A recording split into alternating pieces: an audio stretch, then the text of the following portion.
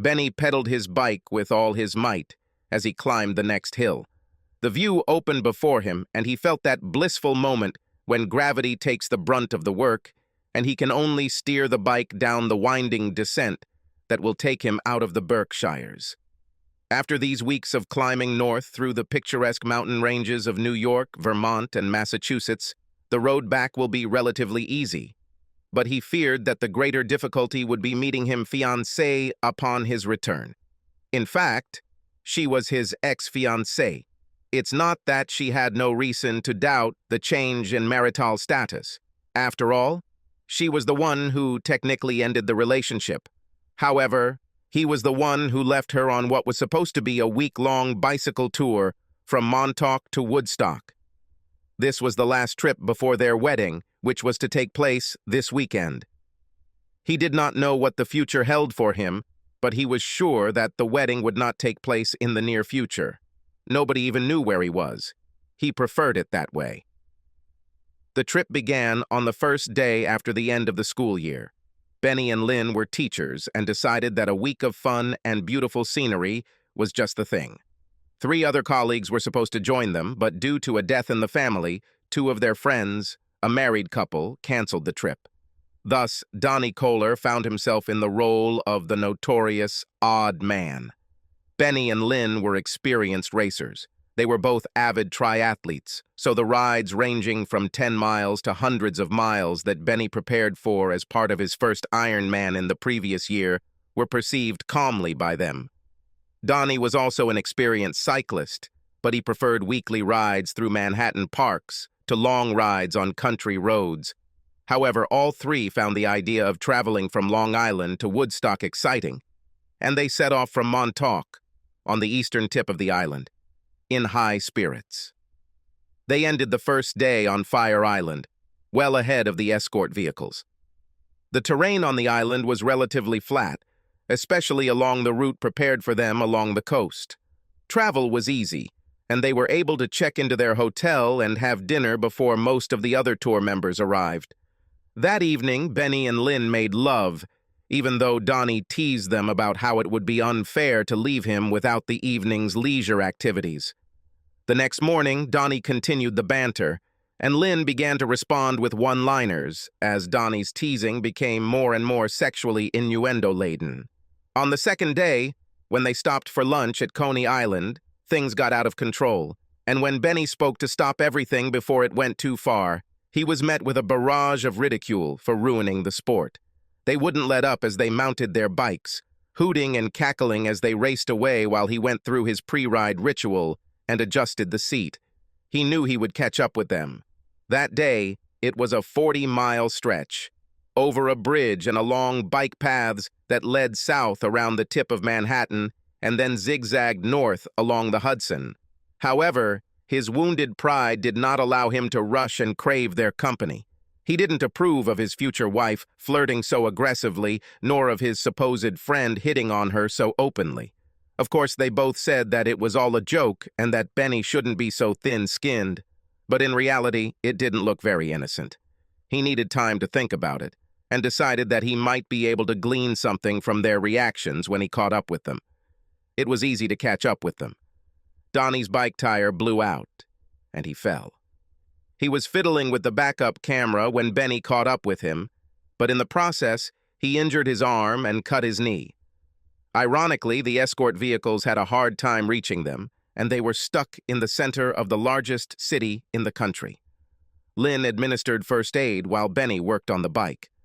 The front rim is a little bent, but you can ride on it. The problem is that your camera is the wrong size.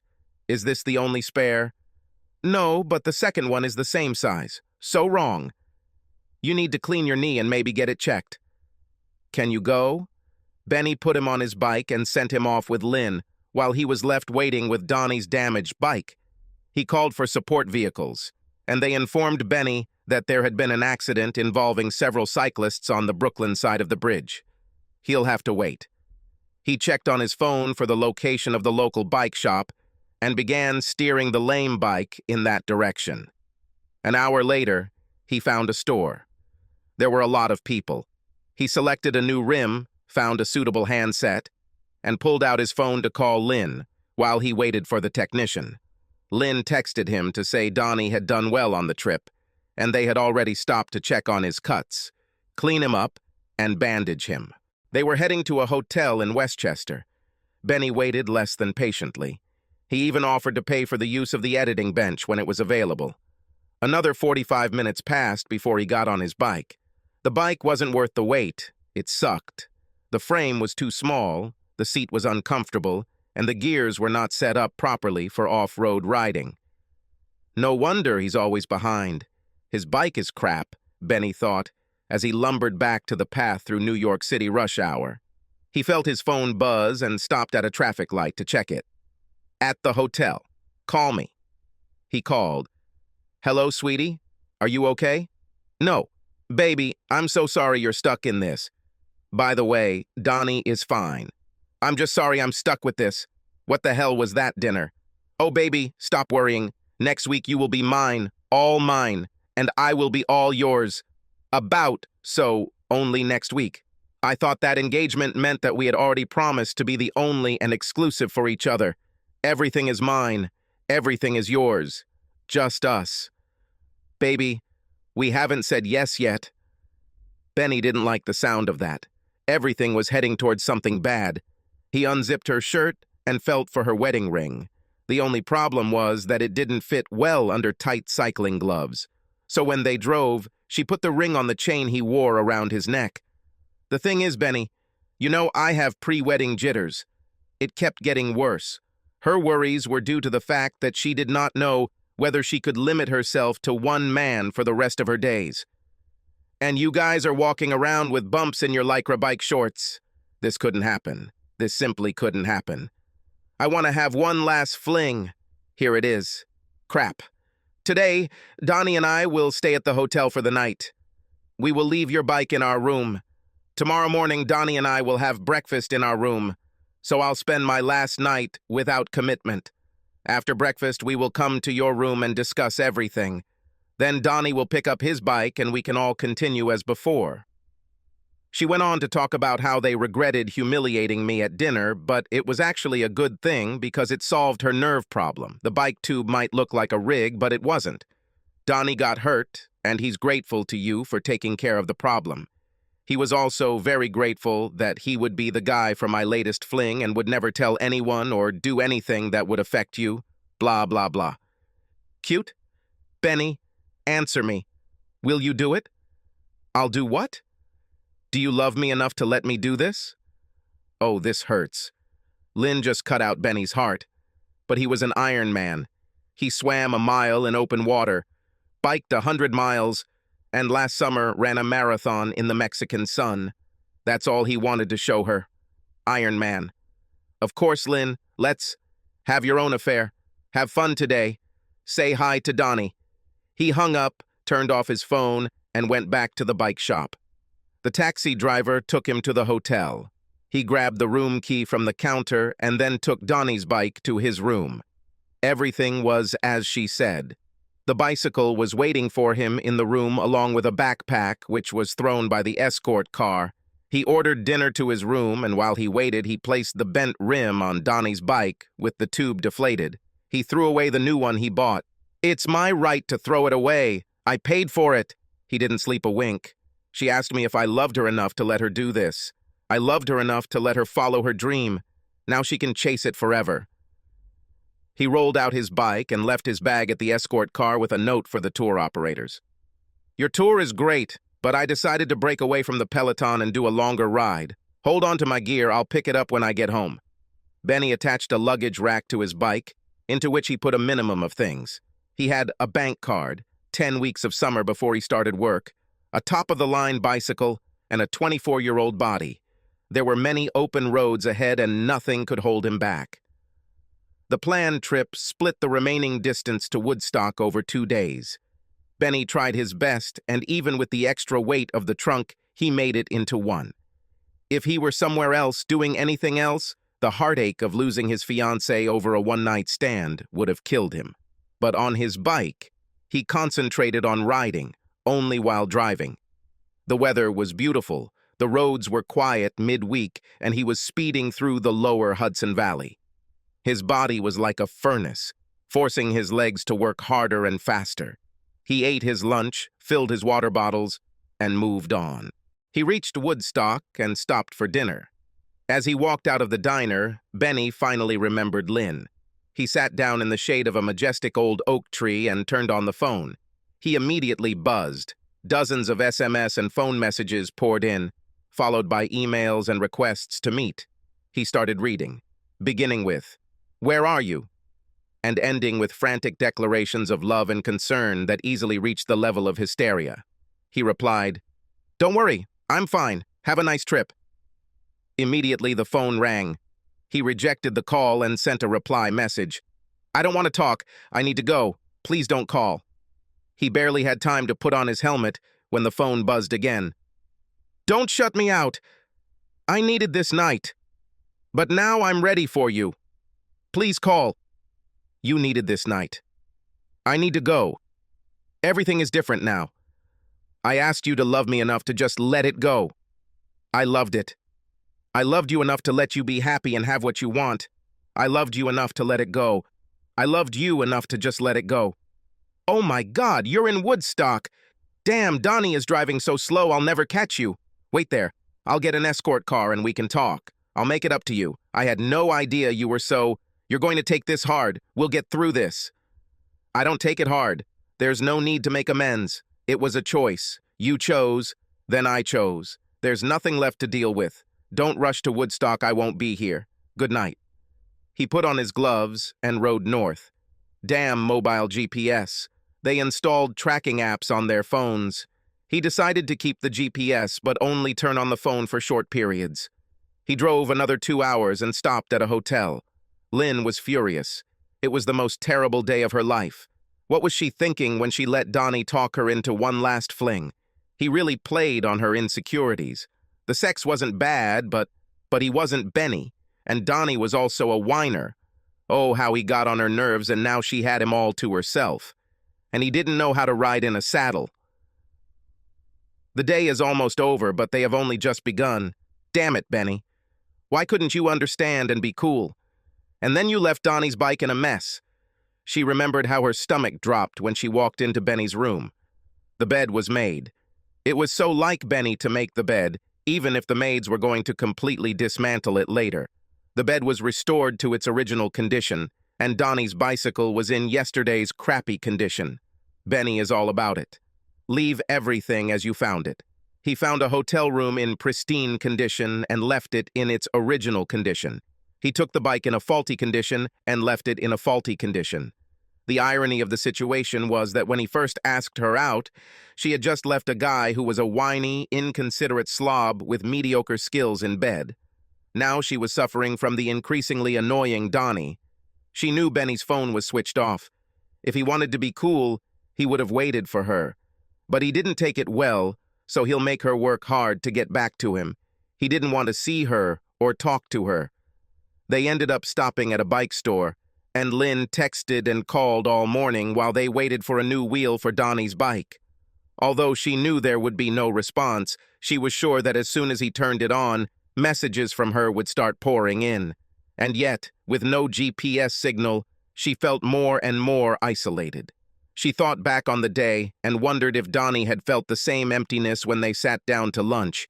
She imagined he felt just as lonely and abandoned when they left him with his broken bike. They needed to take Donnie somewhere where the cuts and scrapes could be treated, but they should get back to Bennie. Then there was a hotel. She remembered the sweet anticipation of being with a new man for the last time before marriage. Donnie looked so good and was absolutely adorable. He treated her to wine and dinner, took her to her room, and seduced her. Oh, it felt so good. He was affectionate and a good kisser. He had a gentle touch. This night didn't go at all as she had planned, and Bennie's disappearance added to the disappointment. She couldn't leave Donnie alone, but she was tempted to call an escort car to come pick them up. Every time she stopped to wait, she texted Bennie. She wrote during lunch. Nothing. When he finally responded after dinner, she was amazed at how much he had gotten done. She was alarmed by the messaging. Her fears were confirmed. He did not take the news well. Dinner was a waste. Despite her body's need to recharge, she simply picked at her plate. Donnie knew better than to disturb her. He left her to sulk and they slept in separate rooms. She had difficulty falling asleep. Bennie couldn't get out of her head. Her wedding never left her mind. Visions of future children, what could have been, surfaced and quickly disappeared. The next morning, she got up early and sent Donnie a message. "You'll be okay with the group today. I have to try and find Bennie. I'm going to Woodstock." She also left a message for Bennie. "Please don't go. I need you. Wait in Woodstock." Bennie's phone was turned off. He didn't want to be tracked. He didn't want to talk. He didn't want to text. He wanted to go. When Lynn got to Woodstock the next day, Bennie was gone. In fact, he was already well outside of Albany and heading north. Even though she was sure his phone was off, she spent the rest of the day calling and texting. Sleep eluded her again, and the next day, she took the bus back to Montauk alone, anxious and exhausted. Lynn spent the next few days leaving Bennie every message she could. She spent her nights tossing and turning and brooding over her regrets and worries. She was most worried about Bennie. He was strong and skilled, but he was alone. What if his bike breaks down like Donnie's? What if he falls? What if he gets hit by a car? Of course, he could fix his bike himself and was a careful rider, but accidents could happen, and there was no escort car. No one but her even knew he was there, and she had no idea where exactly he was going. Meanwhile, Bennie pedaled feverishly every day. He turned east, skirting the northern shores of Lake Champlain, and entered Vermont. He had no problem sleeping or anything else. Vermont was full of amazing things to do, both on and off the bike, and he even found time to rent a mountain bike in Killington and hit the ski slopes he had come to enjoy on many of his winter excursions. His mind was clear when he sent Lynn a letter during the second week of the trip. "I love you, and I always will, but last week you showed a side of yourself that I never knew existed. I can't share my wife. I didn't think you were capable of being unfaithful as a bride, and now I can't imagine how you will remain faithful as a wife. I know I told you to go ahead and do what you want, but the way you told me, it left me with no choice. You've made your decision. I don't hate you for this. I was angry, but I accepted it. I'm not going to completely break up with you over this, but I think it's safe to say that our relationship should be downgraded to something less exclusive. I think it would be in everyone's best interest to cancel or at least postpone the wedding indefinitely. On the other hand, I still haven't completely moved out of my apartment and may extend my lease. I'll let you know when I come to pick up my things from our house. Sorry, I think not calling it our home will take some getting used to. You can be there when I stop by if you want, or you can leave if you don't feel comfortable seeing me. At least I won't have to ask you to return the ring. I still have it. With love, Bennie P.S. I'll let my mom know so she can alert our portion of the guest list. This will save your mother from unnecessary hassle. P.S.S.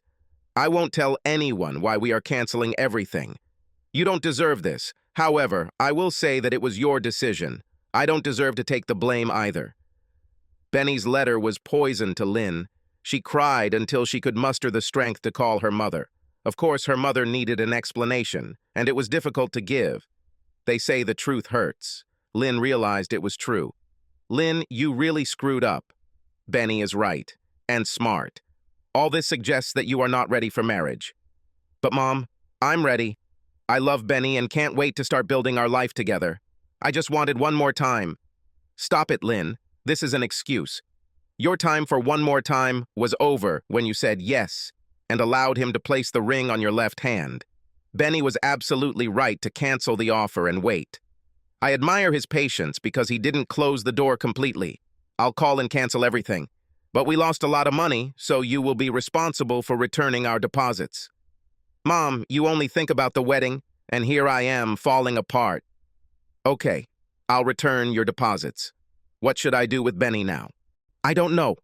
Only you know what you want, and only you can decide what to do. Sorry, Lynn, but it's out of my control. If you decide you still want Bennie, then this time you'll have to go after him. First, you have to pull yourself together. Then you have to decide what you want. If this is life with Bennie, you'll have to earn his trust again. Then you will have to woo him and convince him that he will have a safe life with you. You'll have to convince him that he won't find out that you're cheating on him again, or that he'll have to keep an eye on you. Honey, you will have a hard time winning him back and getting him to agree to the wedding again. And Lynn, don't screw it up. Second chances are rare, but no one has heard of a third chance. Lynn turned off the phone and spent the night thinking about her actions over the past week. She was in pain, but she understood that this pain was her own fault. She wrote to Bennie, "I need to talk to you. I need to tell you that I'm sorry. Face to face. I love you, Bennie. Let me know where you are, and I'll come to you. Please, Bennie, today was too hard without you. I can't be without you for the rest of my life." Bennie had gotten into the habit of turning on his phone first thing in the morning and right after dinner. After reading the message, he felt a pit growing in his stomach. He felt his heart break again. Over the past 2 weeks, he had managed to push her out of his mind. He rode doggedly every day except one. He didn't have a full day of rest, but that day, he rode slowly and deliberately. It was the day they were supposed to get married. "Lynn, look at this through my eyes. Now, I'll always see you with Donnie. I'm going south. Give me a day to get my head together, and I'll turn on the phone. You can find me on the GPS." They each spent the day lost in their own thoughts, remembering each other and their good times, and reflecting on the events that brought their relationship to the brink of death. She cried bitter tears, and he channeled his energy into the bicycle. She barely slept, and he fell exhausted on the bed in his hotel room. She woke up early and immediately launched the GPS app to track his phone. Nothing. She showered, got dressed, didn't put on makeup because she knew tears would ruin everything, and drove north to close the distance between them, wherever he was. Her mother was with her. Her bike was on the rack in the back.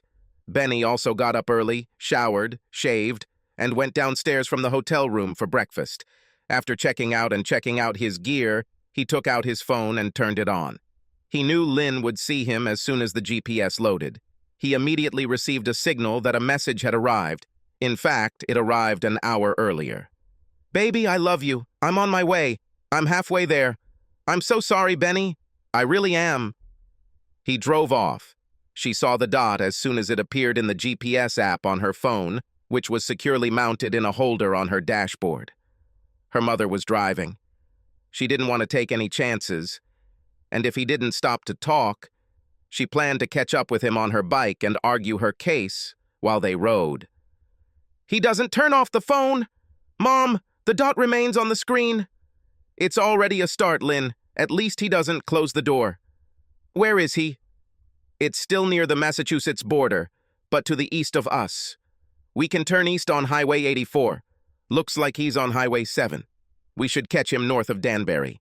When they turned off the road, they found themselves directly in front of the place where, judging by the point, he was steadily moving.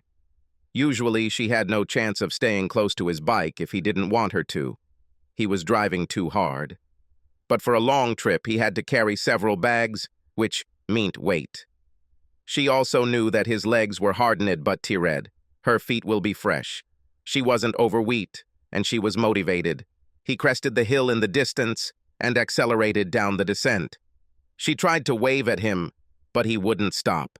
She got on her bike and was just about to join him when he rushed past, but before she could put her feet on the pedals, he braked and turned into the next parking lot. She pulled up next to him, and her mom started the car, keeping just enough distance that they could have privacy, but staying close in case she was needed. She knew Bennie wouldn't physically harm her daughter, but if Lynn didn't get the answer she wanted, there was no telling how she might react. Lynn watched as her daughter climbed off her bike and joined Bennie, who was sitting on the shady lawn next to the parking lot. "Well, did you have a good ride?" He hadn't looked her in the eye yet. She missed it. One of his sweetest habits was to look straight into the eyes of everyone he spoke to. This hypnotized his students to the point that they would eat out of his hands. This encouraged adults to follow him and made him a natural leader.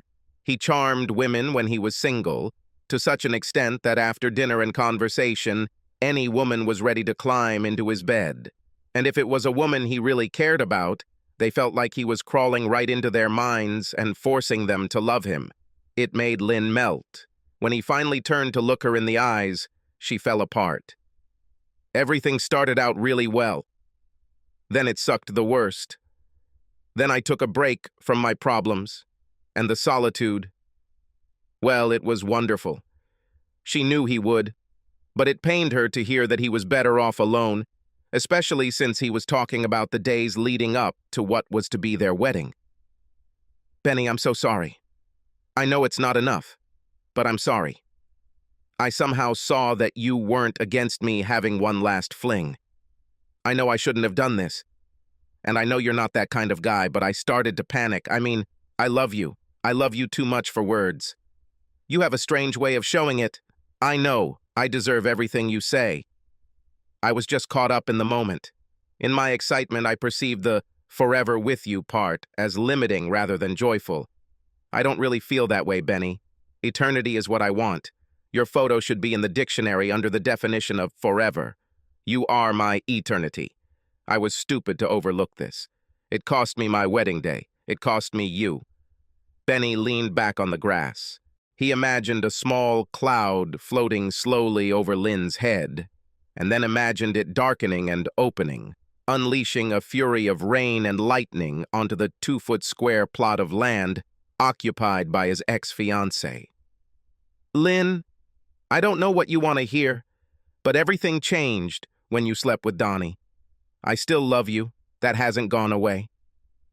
But now there is pain that balances this love.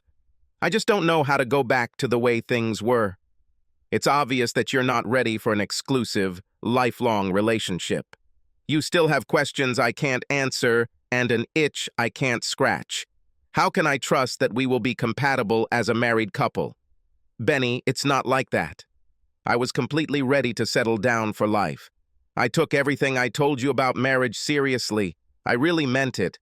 And then I found myself alone with Donnie, and it was as if I had entered another world or a parallel universe. I know it was stupid to just tell you I was going to do it and expect you to accept it. I knew it sounded like an order and left you no choice. I also knew that if I asked your permission, you would say hell no. But something told me that you loved me enough to let me do this. Why did I listen to this something more than to the voice that shouted, "It's because he loves you so much, you shouldn't do this"? I'll never know. This won't happen again, Bennie. Never. It was so stupid, so blind. I just can't explain what came over me. I know, Bennie answered, but his gaze was directed somewhere to the side. Lynn felt lost. A world where Bennie didn't look you in the eye when he talked to you was a completely different world than the one she'd ever known. And this was not the world she wanted to get to know better. Lynn, that's why we couldn't get married and can't be engaged now. You can't explain it. And until you can, I'll never know when it might happen again. This is not a very good foundation for a lifetime exclusive partnership. Tears flowed naturally, but she cried silently. She was the one who caused this mess, not Bennie. She had a chance to explain everything, but even to herself it sounded superficial. He deserved his chance to speak too. What would happen in the future if you went to that parallel universe where you could text me and run away with Mr. Right now? I didn't even have time to object. You threw my love into the dirt with one phrase, damn it. So our relationship is a partnership where one of us keeps the fire in the house and the other plays. This is not a partnership. And remember, I'm a guy. You took me by surprise. If I were to end my marriage now instead of running away from it, you would take half of my assets, give me alimony, and get full custody of the children. I would pay child support until they went to college. Family courts are on the woman's side. And yet you were the one who started the affair and broke my heart. You end up with hot sex, maybe a new lover, a house, kids, and all the money. I will live on a subsistence level. I won't be able to afford a good dinner, so I'll have to forget about my mistresses. And every weekend I'll take the children out of the house I scraped together the down payment to buy. Then I'd get my 2 days of visitation while you and your new lover are out on the town, thanks to my monthly child support check. Cool idea, right? And those children whom I will see 2 days out of every 14, they will grow up surrounded by their other dad, who will spend all his time with them, watch their first little league hit, and buy them the perfect gifts because he is with them 12 out of 14 days and knows them better than I do. Yes, this future looks bright to me, partner. So here it is. We didn't get married. We are no longer engaged, but this is not the end. I still love you, so you have some work to do, but we are no longer an exclusive couple. You know what I'm like. And obviously your little attempt let us both know that you're still curious about what other guys are like. Go and find out. If you want to keep dating me, I'm all for it. It's up to you to decide how long we will meet. This little adventure puts the work of courtship and relationship building in your hands. Just understand that while you're looking, I am too. I won't have an open marriage later, so get it out of my head now. Date, have sex, experiment, find yourself, whatever. Just remember that I won't keep the house on fire. You can't just come back to my house and pick up where you left off. It was Lynn's turn to be confused. On the one hand, Bennie wasn't done with her. He left the door very wide open. On the other hand, he made it clear that she would have to win him back and that she would compete again. Bennie was a find, so the competition will be fierce. She remembered a couple of years ago when they started dating. There were always rumors about him at school. Getting a date with Bennie was a great success. He had a reputation as an old-school gentleman. He held doors open, stood up when a lady approached the table. He had the essence of a good guy. He was clean-shaven, well-groomed, smart, had excellent instincts, and the ability to communicate with people. He wasn't rich, but he always had enough money to pay for dates and pick them up in his own car. He looked good too, and, being an active triathlete, was very strong and fit. They didn't start dating until late in their senior year when they were both hired at the same school the following year. She began training with him, and by the summer, she was already participating in her own triathlon competitions, albeit over shorter distances than Bennie. They both loved cycling and often rode together. Their sex life was a transcendental fantasy world of sensual love. While neither of them was against adventure in bed, they were both having too much fun in their long, slow, deliciously vanilla love life to need anything else. I will never succumb to this parallel universe again. I know it's easier for me to say than for you to believe, so I'll prove it to you. I don't know how I'll demonstrate this, but I'm going to win back your trust. First, I will relieve you of any reason to worry about a possible divorce. I'll sign a contract right now if you want. That will secure your finances. I know that after saving your coaching money for the past 3 years, you are ready to buy a house, so buy it. Even if we get married and it becomes our home, it will always be your home. Your salary, pension, investments, and bank accounts are also yours. Even the joint accounts we open to run our household will never be more than half mine if you divorce me. I said, if you get divorced, because if I get you back, I will never let you go, much less file for divorce. What about children? I will not accept any world in which you are less than 50% involved in raising our children. If you divorce me, I will buy a house next door, because you will be waiting for more than every weekend and alternating holidays. Oh, and if you decide you want something more than vanilla in bed, I'll be happy to help. I like our vanilla love life, but if you want to change it up from time to time, just say so. This doesn't include others, so forget about threesomes and orgies. Just you and me in our bed, baby. Well, maybe our children, from time to time, but no other lovers. So what about an open marriage? No problem. You are my Mr. Right now. You are also my Mr. Right. You are my one and only Mr. Bennie, and I will not rest until you and I are married and living in our home. Lynn stood up and waved to her mom. I need to go and finish, Mom. I need to pick up my car in Montauk, so I'll be a few days late. When I stop in the evening, I'll call you and tell you everything, but I'm moving home for a while. See you in a few days. She walked over to her bike and took the helmet from the seat. She began to strap it on, and turned to Bennie. So we started the trip together. But along the way, we lost our way. Maybe we can finish it together? I don't know, Lynn. It is too early. I still feel insecure. Cool cookies, Bennie. I guess part of your deal was that I decide when we will date. Well, baby, that's the way it is, and I keep your promise. Our first date after getting engaged culminates with the last date we had as bride and groom. That means this trip. Now I expect you to take me home safe and sound and walk me to the door. Are you going to be a gentleman or what? She smiled at him, and in an instant she got on her bike and took off down the road. He watched her rush away, as if daring him to come and get her. He heard Lynn's mom pull up next to him in her car. Are you okay, Bennie? No, not really. She screwed up big time, Bennie. She knows it. Bennie just nodded in agreement. If I were you, it would be difficult for me to come to terms with this.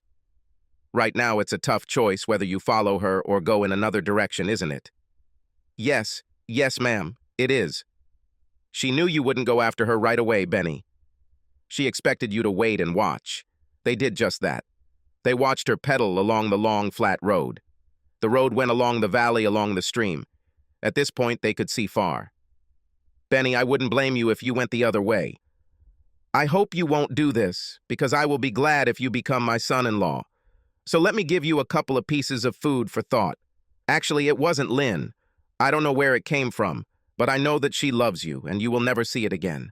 I'm so sure of this that if you take her back, marry her, and she cheats on you, I will hire and pay for the most brutal divorce lawyer in the state. By the way, I know her. This is my cousin Lucille. This made Bennie grin. Moreover, I will hire her to draw up an ironclad marriage contract for you, to which I will be a party. I will become a party to it, because I will back up my guarantees with part of this contract, and Lucille, just in case, will be obliged to represent you. Bennie watched Lynn thoughtfully as she approached the foot of a distant hill. You also have to ask yourself, will you be better off without her? No matter how terrible her actions were, are they so bad that your life will be better if she is gone? Lynn was already a tiny figure, rising up the next hill in the distance. And the last thing, as long as you are together, she will be obliged to you, regardless of whether you remind her about this day directly or not. Throw a tiny wedding ceremony. Hell, run away. So she'll remember how screwed she is every time she sees pictures of her small, non-church, no bridesmaids, no big white dress wedding. She will remember what she missed. Still, I don't want to hurt her. Just because she crashed my parade doesn't mean I want to ruin her dreams. Oh, you don't need to destroy anything. She believes she has already done it. At this point, she'll be thrilled if you two just show up to court one day in jeans and t-shirts. Now she perceives this as losing you. You will not destroy, you will become a hero. However, they watched her climb to the top of the hill. She will also know that she owes you. She will bend over backwards to prove that she loves you and only you. She will do anything to prove how wonderful she thinks you are. You'll have the food you love, sex whenever you like and as often as you like, and best of all, you'll have the remote control. He laughed a little more, then turned to her. How do you know? I'm her mother. I'm just like her. I know how I would feel if I lost you. Don't be surprised if you don't take her back, then I'll come and call. You are so hot. She laughed at her own joke. And then she looked at him seriously. You know, you will have a free pass from the prison card. He looked at her incredulously. It was his own mother-in-law who told him that he could spend the night with another woman with impunity. At this thought, her eyes flashed fiercely. You know that I will never be able to use this. I know. She charmed him towards her daughter. Her reasoning was sound and logical, but it didn't quite make up for the Donnie-sized hole he still felt in his heart, and her teasing deserved retribution. But if I use the free pass, my beautiful mother-in-law will be the first person I call. His smile was mischievous and matched her teasing. He got on his bike as Lynn disappeared over the next hill. You better hurry up. She's running away. No, I'm not going to chase her. They've been chasing her all her life. I, for one, have had enough. I already told her that I would be there, but I had already finished courtship. Now it's her turn. She moved forward without me in many ways. She will have to learn to look over her shoulder and, for a change, catch something behind her. Won't you follow her? Of course, for a while. But instead of taking Highway 7 all the way south, I'll take some more scenic roads. If she's not careful, she'll chase the GPS point instead of riding with me. You certainly aren't going to make it easy for her, are you? No. I feel that there is a fairly high probability that you will not become my son-in-law anytime soon. Right. He pedaled. She watched him drive down the same road her daughter had been driving down a few minutes earlier. Only when she was racing, he was a little slower and very stable. Where her daughter slowed and struggled up the distant hill, Bennie maintained the pace. She almost called her daughter to warn her to slow down and wait for Bennie, but it seemed wrong to her to warn about this. Her daughter treated her fiancé shamefully. She had to understand that marriage is not a series of sprints like Lynn's. It requires a strong, steady, omnipresent tempo like Bennie's. It required teamwork and partnership limited to only 2 people. He handled this bike beautifully, even with the added weight of loaded racks. She hoped he would catch up with Lynn, and for a second, she imagined Bennie would live up to his joke and take advantage of the free pass with her. So much time had passed since her husband died that she could have gotten lost in a late-night game. No! She emerged from her reverie. It belongs to Lynn. Her eyes were still sparkling with the what-ifs as he walked to the top of the hill.